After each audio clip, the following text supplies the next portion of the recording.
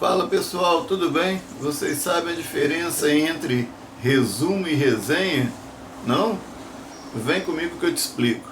Bom galera, só para poder recapitular para nós, eu vou falar agora só um detalhe aí. Lembrando, texto argumentativo é aquele que tenta persuadir o leitor, que tenta convencer o leitor a respeito de um ponto de vista. Texto expositivo é aquele que apenas tenta informar, ele tem caráter informativo, tudo bem? Então essa é a diferença entre argumentação e exposição. Então qual é a questão aí voltada à resenha e resumo? O resumo ele é basicamente informativo e a resenha ela pode ser informativa e também pode ser argumentativa, certo? O resumo ele só pode ser informativo. O que acontece? O resumo ele vai conter apenas os pontos essenciais.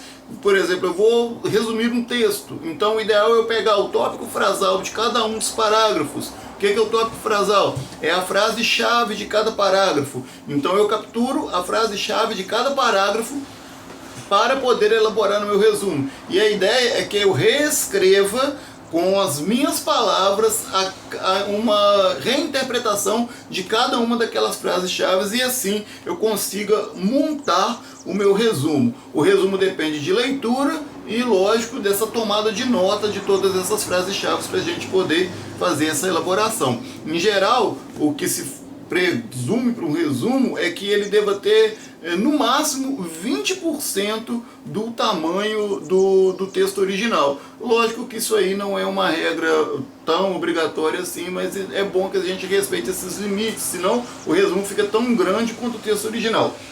Já a questão da resenha, a resenha, ela normalmente a gente tem um caráter de resenha crítica, né? Então, a resenha crítica ela vai ter um caráter informativo e ao mesmo tempo interpretativo de uma obra. Eu posso resenhar uma obra cinematográfica, eu posso resenhar um livro, uma obra literária, uma peça teatral, um musical, um filme, uma série ou uma obra que me dê pressuposto para eu poder fazer isso. Então o que acontece?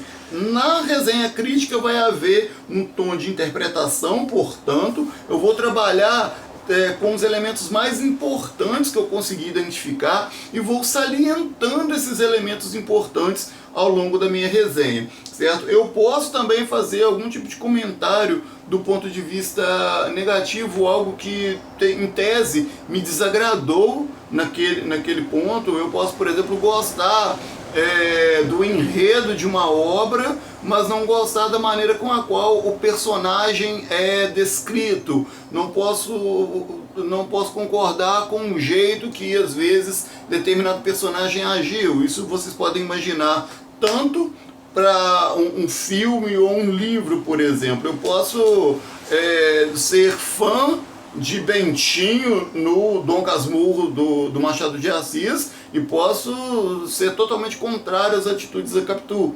E eu posso muito bem colocar esse tipo de consideração na minha resenha.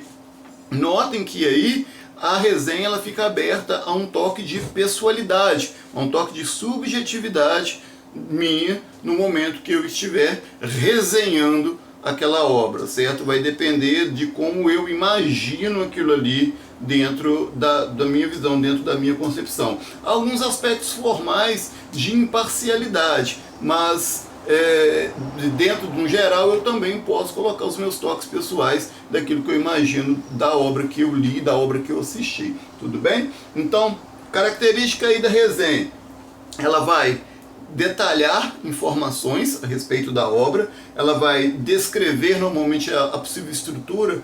Se é um texto, eu vou falar se é uma crônica, por exemplo, ou um conto, eu vou falar como o conto começa, como é o desenvolvimento dele, como é o final daquela história. Se é um livro, por exemplo, separado em capítulos, né, no caso de um romance, eu vou falar como são os capítulos dele, ou pelo menos os principais capítulos que mais me chamarem a atenção.